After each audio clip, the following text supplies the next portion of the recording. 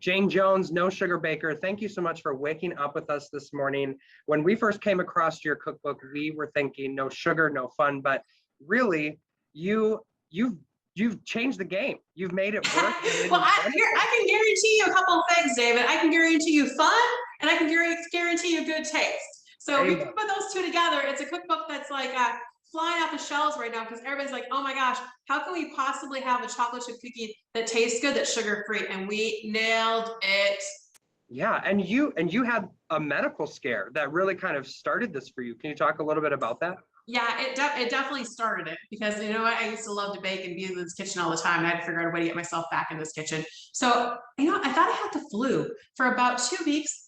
I fought it tooth and nail. My husband said enough is enough. He dragged me to the emergency room where my blood pressure was 289 over 189. My glucose level was close to 600.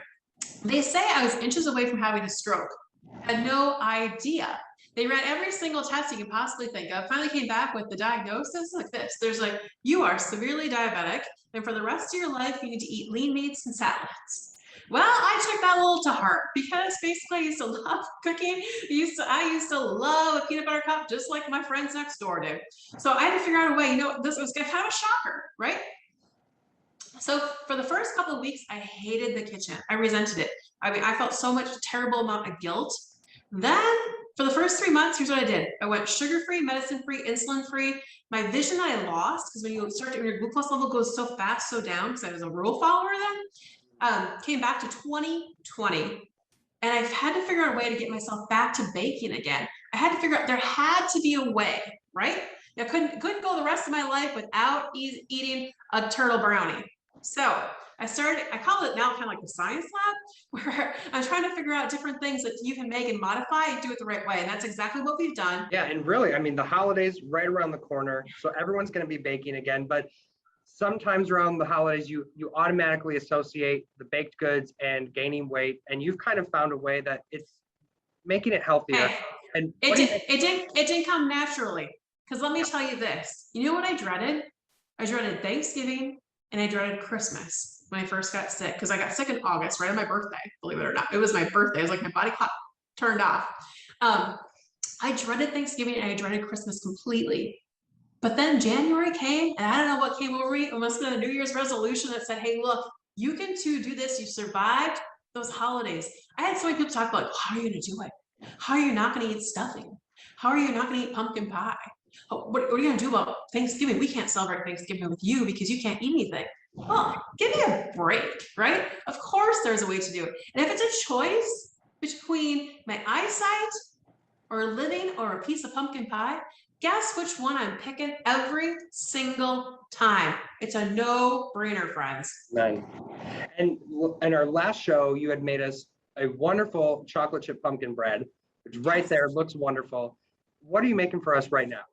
Okay, so this is one of my husband's favorites. It's a turtle brownie. So kind of like, you know, like the turtle sundaes, the caramel, the hot fudge, the pecans. My dad would be like screaming right now saying, yes, please, yes, please, yes, please. So it's really easy to do. And I think folks are like, wait a second, you can make a caramel sauce without sugar? Ha, amen. Yes, we can. So here's what you're gonna do. Now this one, I'm really gonna stress to you, make sure you spray your pan 150 times, right? Make sure you spray it. I actually also layer a piece of parchment paper, and then there's the recipe for the brownie base. Okay, so it's going to call for almond flour, cocoa, eggs, oil, butter, cream. Now listen to me, as much vanilla as you want. What you want to do is make sure you're using those whole ingredients. Don't be using any of those light stuff out there because they're usually flavored sugar or ingredients that we can't have if you're looking at your glucose levels. Okay, so you're just going to pour in or pat in half of the batter into your pan and spread it out, right? Spread it out nice and evenly. I like this one. This one's fun. And then because we're on TV, I had to do this step without you guys, but hey, here's what it is. It's the caramel sauce. You're going to take 6 tablespoons of butter and then 1 cup of all natural sweetener called brown swerve. Okay. You're going to put those two together. You're going to melt it. You're going to bring it to a rolling boil. You're going to add in 1/2 cup of cream again. And let me tell you, don't use milk. Milk's got sugar. So you're just kind of killing yourselves if you put in the milk versus the sugar, along with a little bit of baking soda and some salt. I happen to like salt in this one because it kind of gives you that salty caramel flavoring to it. And then now you can do this 2 different ways. I prefer to put the pecans, nuts are good for the diabetic, right? And less sugar. I prefer to put the pecans right into the caramel sauce. You want to let it cool a little bit too, okay? Then go ahead and top. Do you see it? Look at that. It's gorgeous. Go ahead and top right on top. Oh my gosh, and let me tell you, I wish we were in studio because it smells fantastic. Now, here's your choice too. You can add a little bit of a sugar-free chocolate chip right onto that layer because it kind of gives that, we'll put a little bit of that hot fudge meets caramel mixture that we're all looking for. And then you're gonna go ahead and finish topping the brownie, just like so. And it's gonna get pretty heavy and thick.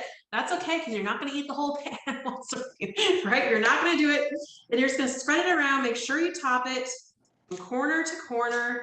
You won't cover the entire thing. That's okay because it will bake up from the bottom. Okay, it will bake up from the bottom. And then you know what I usually do? I usually add a little bit more pecans and of course some more chocolate chips right on top of it. And this one you're gonna bake at 350 again, but for about 35 minutes, okay? Then let it cool, put it in your refrigerator overnight so it lets it set and sit up. And then this is what, it's like a killer brownie minus the sugar.